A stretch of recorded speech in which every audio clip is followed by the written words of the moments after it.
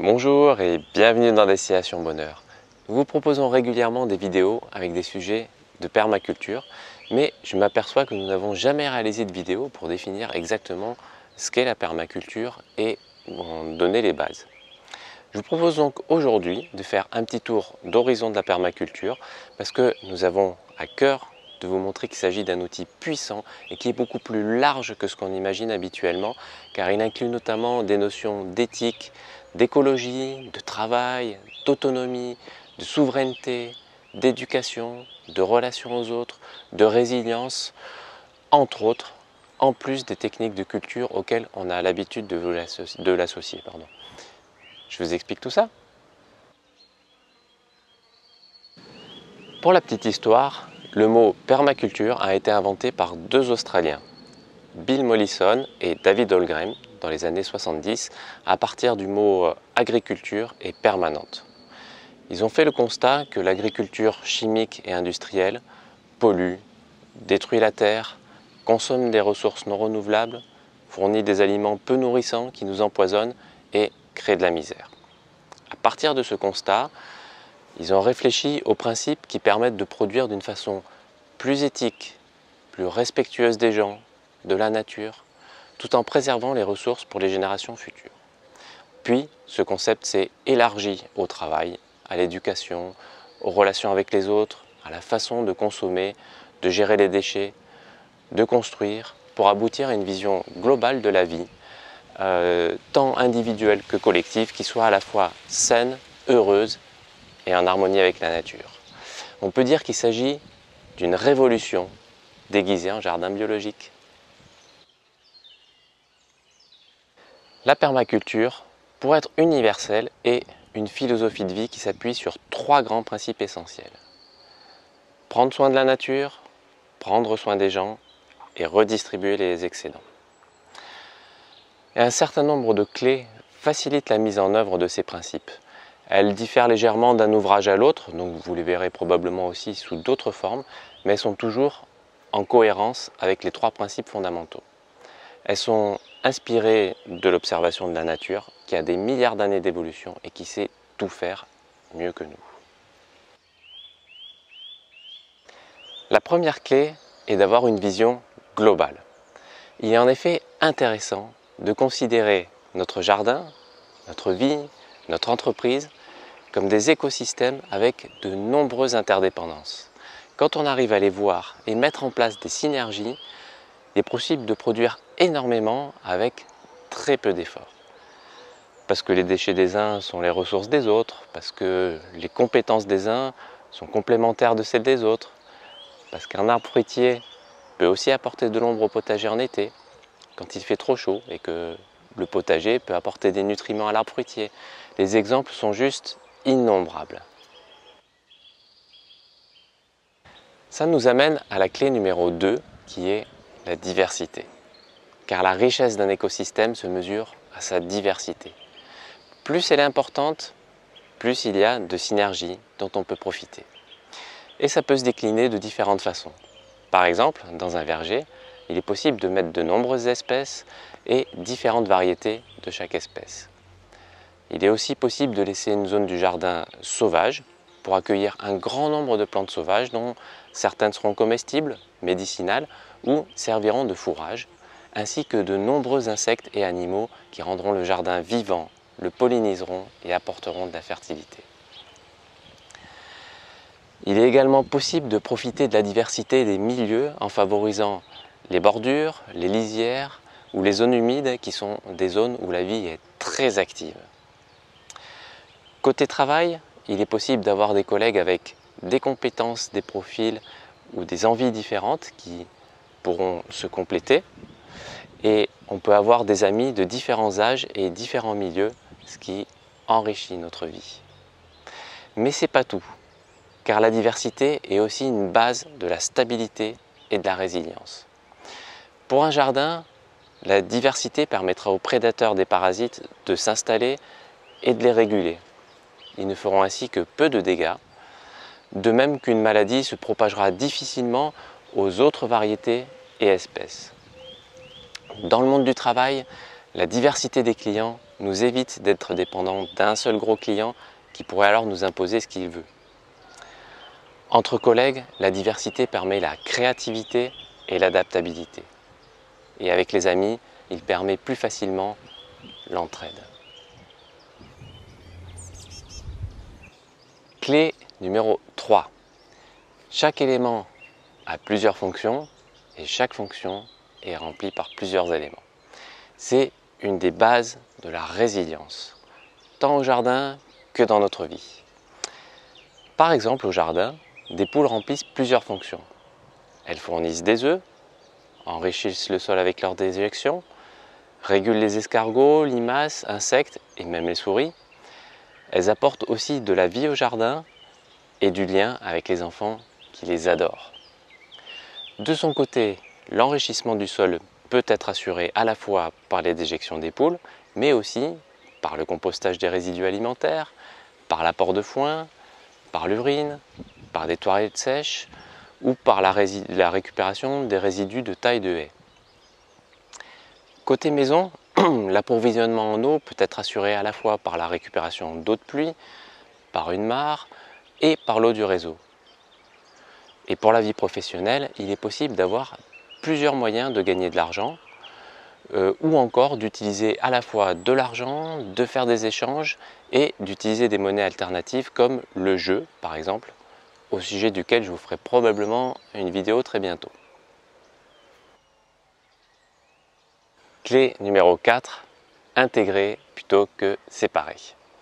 Il s'agit de respecter toute forme de vie et de comprendre que chaque personne, chaque plante, chaque élément fait partie de l'écosystème et a son utilité et son rôle à jouer. Au travail, ça passe par la reconnaissance de chaque personne, de ses compétences, de son travail. Au jardin, il s'agit de comprendre que même des chardons ou des ronces participent à décompacter le sol et à remonter des minéraux pour les rendre accessibles aux autres plantes. C'est aussi comprendre que la nature ne fait rien par hasard et qu'il faut lui faire confiance. Même des pucerons sont utiles et nourrissent toute une partie de l'écosystème. On le sait peu, mais les abeilles mellifères consomment parfois les exudats sucrés des pucerons, comme c'est le cas pour le miel de sapin par exemple. Clé numéro 5, utiliser des matériaux et des énergies naturelles plutôt que chimiques et fossiles. Les énergies naturelles sont renouvelables à l'infini et les matériaux naturels sont complètement absorbés et recyclés par l'écosystème. C'est non seulement essentiel pour le côté éthique de la permaculture, mais également pour le côté durable et régénératif, afin de préserver et faire grandir les ressources pour les générations futures. D'ailleurs, les matériaux naturels peuvent être très durables.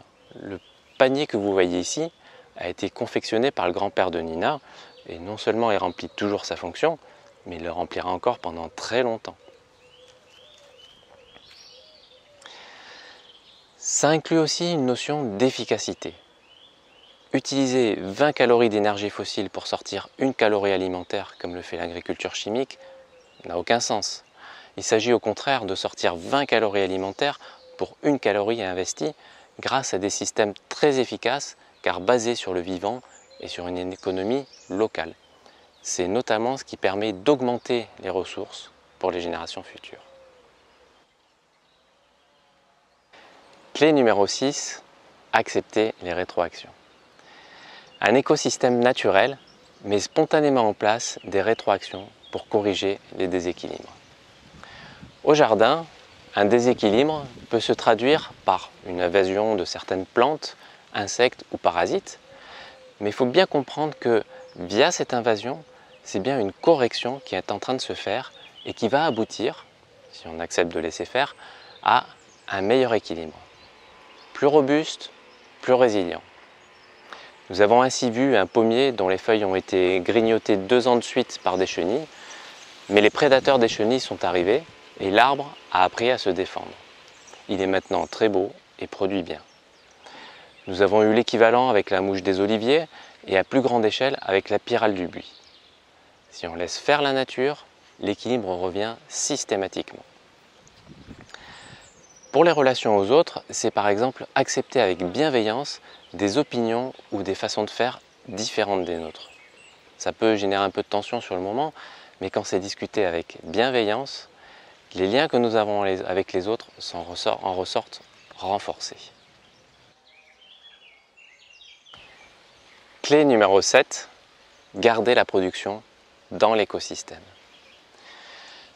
Tout ce qui sort de l'écosystème l'appauvrit. L'essence de la permaculture est au contraire d'enrichir autant que possible l'écosystème. À l'échelle individuelle, on peut par exemple utiliser des toilettes sèches et récupérer l'urine pour les recycler au jardin. Car ce qu'on mange vient du jardin et devrait y retourner. Mais on peut le décliner aussi dans les habitudes de consommation. En achetant local ce qu'on consomme, ça reste dans notre environnement local et l'argent circule également localement en enrichissant notre communauté, créant ainsi de l'abondance. Clé numéro 8, redistribuer les excédents. Ça enrichit là encore notre communauté. Ça crée beaucoup de liens et beaucoup d'abondance. Par exemple, quand nous avons plus de fruits que nécessaire, nous en donnons aux voisins et à leur tour, il leur arrive également de nous donner leur production quand ils ont des arbres plus précoces ou lorsqu'ils partent en vacances par exemple. Tout le monde en profite. Distribuer les excédents, c'est aussi laisser une partie de la production aux oiseaux, aux insectes, à la vie du jardin. Car, ne l'oublions pas, c'est elle qui nous nourrit. Au travail, cela peut consister en une distribution équitable des profits pour que chacun y trouve son compte. Clé numéro 9, transformer des problèmes en solutions. Les problèmes portent en eux des opportunités. Par exemple, au jardin, des herbes envahissantes comme l'armoise commune sont parfois comestibles sans qu'on le sache ou peuvent produire un paillage abondant pour enrichir le potager ou encore servir de fourrage intéressant pour les poulettes. Autre exemple, la crise actuelle, dont on peut dire qu'elle est systémique parce qu'elle est à la fois sanitaire, démocratique, financière, monétaire, spirituelle, agricole, énergétique, etc., etc. On pourra la voir comme négative parce qu'on le subit très fort, mais elle porte en elle l'opportunité de remettre tout à plat pour aller vers un nouveau monde. Un monde dont la permaculture sera à coup sûr l'un des outils majeurs. Je suggère d'ailleurs de comparer les principes fondamentaux et les principales clés de la permaculture à ce que nous propose le système moderne qui est en train de s'écrouler. Vous pourrez alors vous rendre compte que la permaculture nous propose l'exact opposé.